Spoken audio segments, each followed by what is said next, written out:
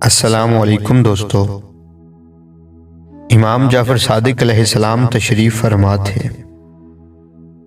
آپ علیہ السلام کی خدمت میں ایک شخص حاضر ہوا اور کہنے لگا کہ مولا، میں تھوڑی سی تکلیف میں بھی دوائی کھا لیتا ہوں، کوئی چھوٹی سی بیماری بھی ہو میں دوائی کھاتا ہوں، کیا میری یہ عادت ٹھیک ہے؟ تو میرے امام جعفر صادق علیہ السلام نے فرمایا کہ اے بندہ خدا، دوا کھانے میں کبھی جلد بازی نہ کیا کرو۔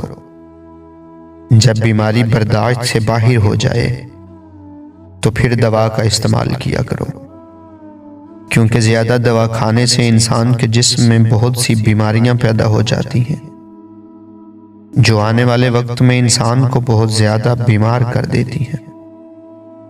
اور آپ علیہ السلام نے فرمایا کہ اللہ نے ہر بیماری کا علاج انسان کے جسم میں ہی رکھا ہے، اور یاد رکھنا کہ کبھی بھی پیٹ بھر کے کھانا مت کھانا، کیونکہ انسان کی بھوک اس کی آدھی بیماریوں کا علاج ہوتی ہے۔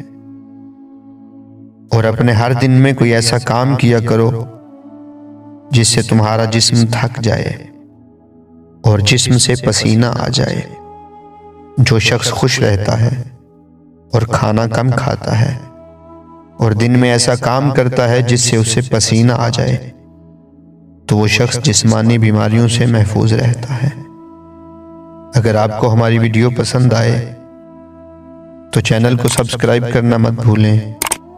ملتے ہیں اگلی ویڈیو میں۔ اللہ حافظ۔